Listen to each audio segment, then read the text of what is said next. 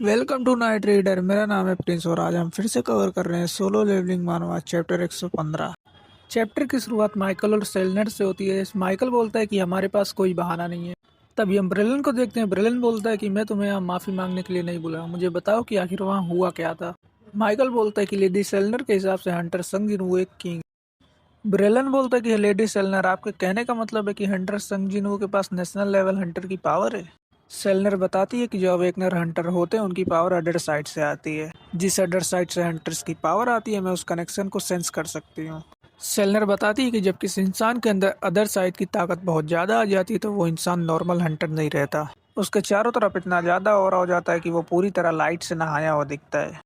Central Jinu के बारे में बताती कि उसमें ऐसा कोई कनेक्शन नहीं था। जब मैंने उसकी आंखों में देखा तो मुझे बस डार्कनेस दिखाई दिया। ब्रिलियन बोलता है कि तुम्हारे कहने का मतलब हंटर संग जिनू एक ईविल है। सेंट्रल बोलती है कि मुझे इस बारे में नहीं बात करना कि वो अच्छा है या बुरा, मैं बस इतना बता रही हूँ कि उसकी पावर कहाँ से आती है। सेंट्रल बताती है कि दुनिया के बाकी सारे हंटर्स की पावर अदर साइड से आते हैं, इसलिए उनकी पावर का एक फिक्स लिमिटेशन है जिससे वो और स्ट्रॉन्ग नहीं बन सकते हैं।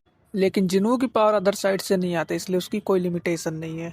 ब्रेलन सेंट्रल को थैंक यू बोलता है। ब्रेलन माइकल को बोलता है कि माइकल मेरे साथ फ्लोर B24 पे चल। ब्रेलन बोलता है कि हमें जिन्हू को किसी और तरीके से अपने गिल्ड में ज्वाइन कराना होगा।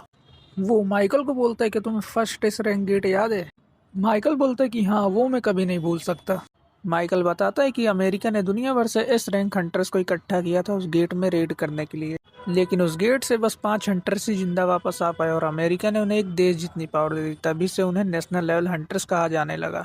तभी हम कमीज को देखते हैं जो उसी गेट का मेन बॉस था। तुम इसी बात से अंदाजा लगा सकते हो कि ये कितना ज्यादा पावरफुल था, इसने दुनिया भर के एस रैंक हंटर्स को मारा है। तभी हम इस स्टोन को देखते हैं जो कि कमीज के कॉर्प से पाया गया था। ब्रेलन बताता है कि कमीज की रेड को 8 साल हो गया है, लेकिन अभी तक कोई भी नेशनल लेवल हंटर नहीं आया है और ये स्टोन अभी भी अपने असली मालिक का इंतजार कर रहा है इस बेसमेंट में।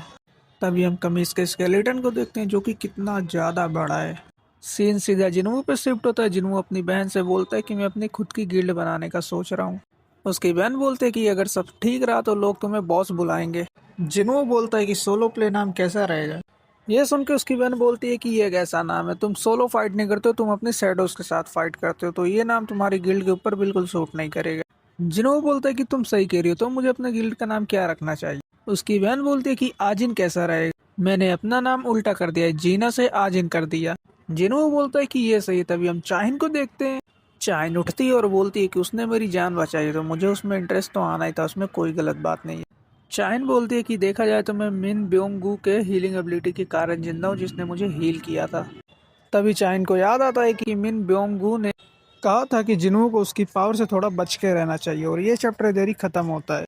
ऐसी और भी वीडियो देखने के लिए चैनल को सब्सक्राइब करना मत भूलना, इसका नेक्स्ट पार्ट जल्दी ही आएगा।